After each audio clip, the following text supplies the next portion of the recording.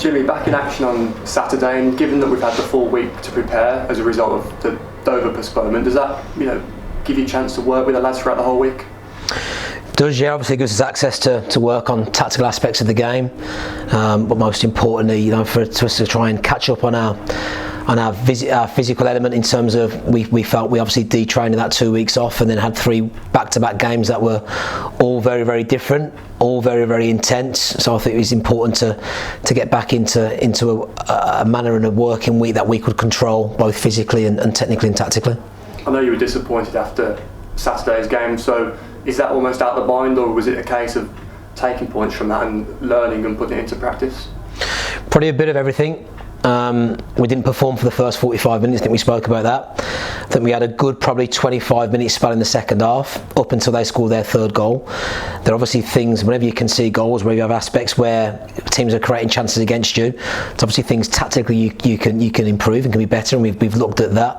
But I've got to be honest with you, it's difficult, because I'm not one for wanting to make excuses, but we were at a push. We had 2 week layoff, 2 days to prepare for Morecambe. Really only prepared for 1 day, because the Thursday day, the Thursday was a working day of just trying to get players back out on the grass and in the spirit of things. And we have 120 minutes. Then we have a 1 day, lead into the Hartlepool game, a tough game against 10 men, and so we've hardly trained. I think we've probably had a 2 week layoff, 3 training sessions and 3 games, which isn't ideal at any level.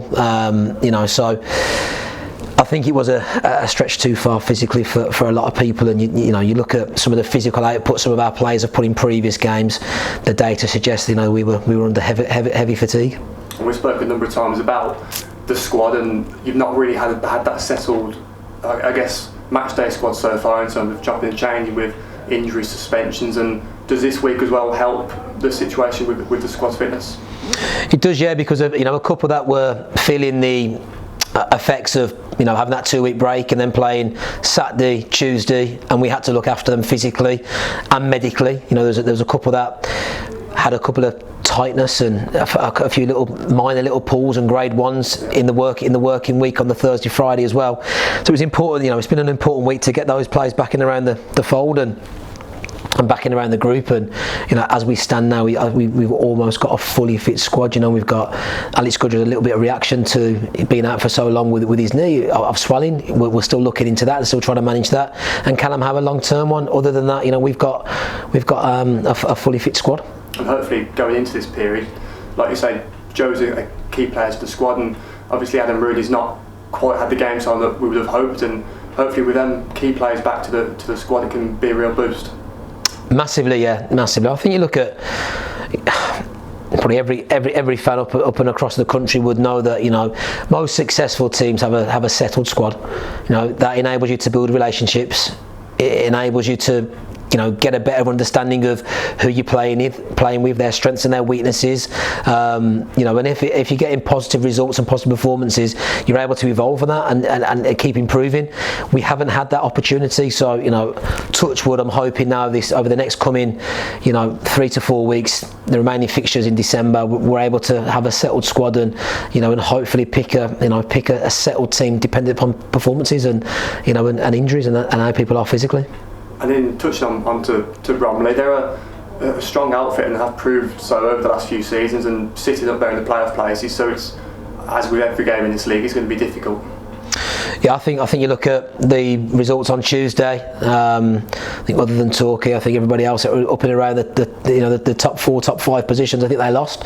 Which is how competitive the league is. And one thing that was instructed to me when I first come to the football club was anybody can beat anybody on a given day. And other than Torquay, who've been in unbelievable form and seemingly pulling away top end of the table, that's probably proved the case. There's been teams that have won games that you'd expect them to win, and sometimes lose games you'd expect them to win also. So it is a difficult competitive league. Bromley are exciting. Bromley have got some very, very good forward threats. They've got some got some talent.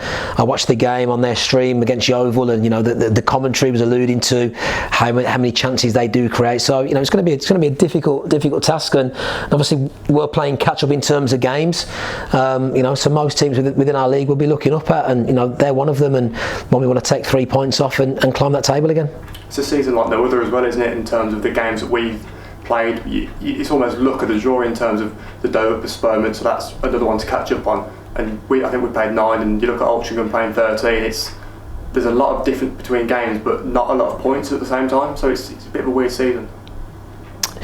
It is, yeah. And I think if you look across a lot of leagues, a lot of leagues have thrown out some strange results at times, and a lot of leagues are very, very competitive and a lot closer than maybe they have in previous years. In saying that, we've got to take care of our own business. No doubt at some stage in the season there'll be another club that have, until the vaccines come in and things like that have a COVID issue and postpone 2 weeks worth of games, and we're having to play catch up and having to squeeze fixtures in. So it's inevitable it's going to happen again, and all we can do is take care of our own business. We've had to reschedule games.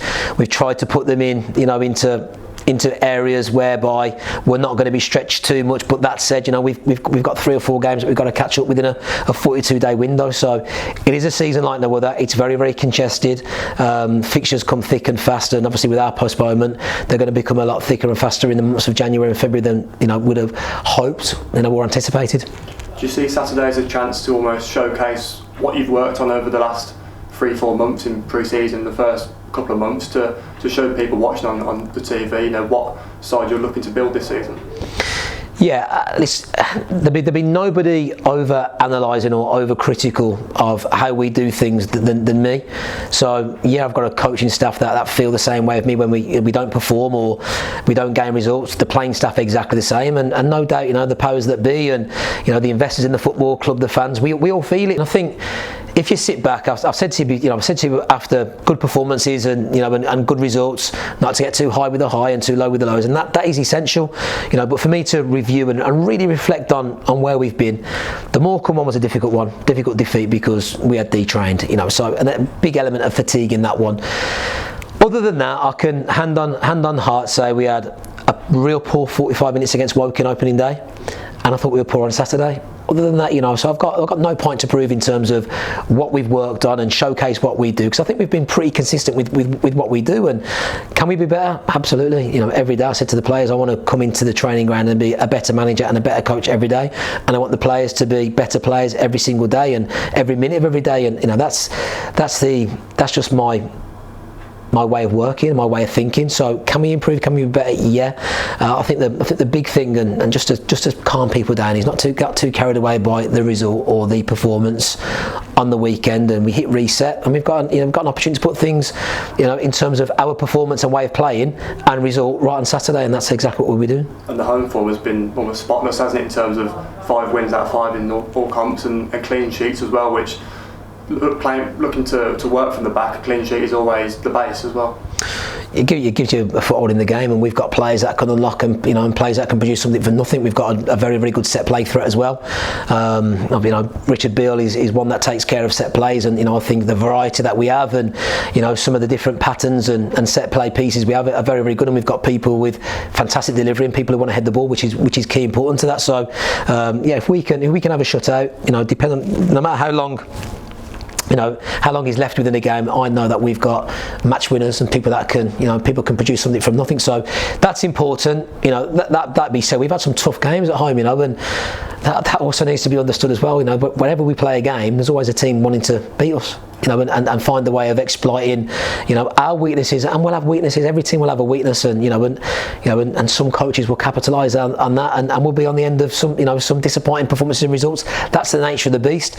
So it's not all been plain sailing at home. I wouldn't say that at this moment in time it's a fortress, and we've had some really, really good home form, and we've been the dominant. It hasn't happened. We were fortunate against Boreham Wood. We were down to 10 men for over an hour in that game and win the game 1-0. With 38% possession. But what we have got is we've got a real strong desire and mentality to want to perform and win games, and if the back players and also the team can have those shutouts and those clean sheets, I've got no doubt in my mind the way that we play and how much of the ball that we have and the players that we've got, we will create chances and score.